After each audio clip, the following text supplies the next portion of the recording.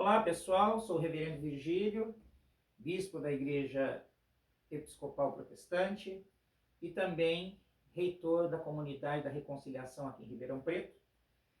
Estou aqui para falar com vocês mais uma vez, um pouquinho, compartilhar um pouco das nossas reflexões nessa série que nós temos aí, que é o Reverendo Responde. Me perguntaram outro dia, o Henrique VIII fundou o anglicanismo? A minha resposta para você é não. Henrique VIII não fundou o anglicanismo, Henrique VIII não fundou a Igreja da Inglaterra, porque a gente não funda aquilo que já existe antes de nós. Nós podemos reformar, mas não fundar. O cristianismo chegou na Inglaterra aproximadamente no século II, no início do século II, segundo a tradição trazido por José de Arimateia, mas certamente o cristianismo foi introduzido na Inglaterra por soldados e comerciantes romanos, já que a Inglaterra estava sob domínio do Império Romano. E à medida que há conversões na Inglaterra, há conversões na Escócia e há conversões também na Irlanda, surge na Inglaterra um tipo de cristianismo, uma modalidade de cristianismo, uma tradição cristã, que vai caminhar paralelamente com a tradição romana e com a tradição ortodoxa.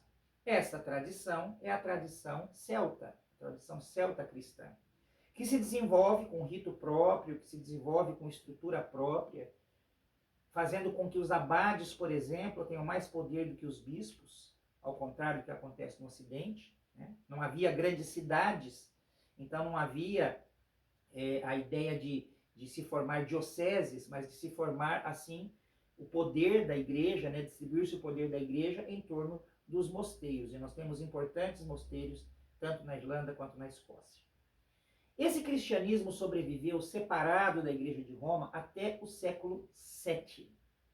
No século VII, nós vamos ver que há um sínodo, o sínodo de Whitby, e esse sínodo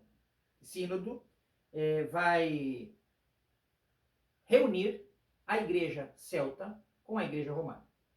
Algo que foi um acordo entre o rei e o papa, mas que, no fundo, não foi aceito pela população de maneira geral. Sempre na Inglaterra, reafirmou-se a existência de uma igreja inglesa, de uma igreja britânica. A gente vê isso já, por exemplo, lá na Magna Carta, o primeiro documento constitucional do mundo, que limita os poderes do rei. Ali se fala sobre a Eclésia Anglicana, a Igreja da Inglaterra. Nós vemos que no decorrer da história houve muitas situações em que nós percebemos com muita clareza que havia uma insatisfação da ligação da Igreja britânica com a Igreja romana.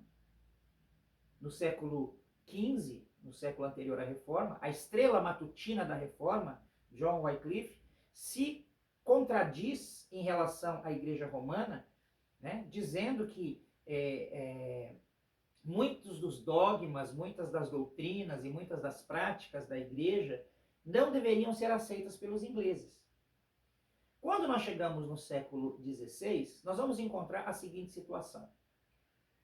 O Henrique, que era o segundo príncipe, o segundo na linha de sucessão, era irmão do príncipe Arthur, que era o príncipe de Gales e herdeiro do rei Henrique VII.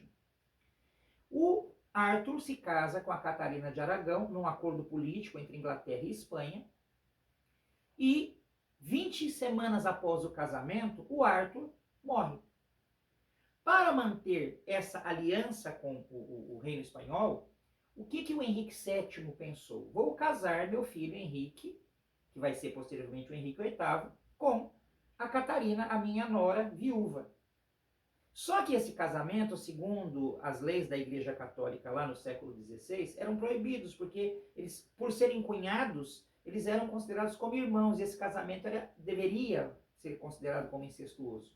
Eles tiveram uma autorização especial do Papa para se casarem, e o que o Henrique VIII queria é que essa autorização fosse banida. Ele queria ter a liberdade para poder se casar com quem ele quisesse, nesse caso, queria se casar com a Ana Bolena.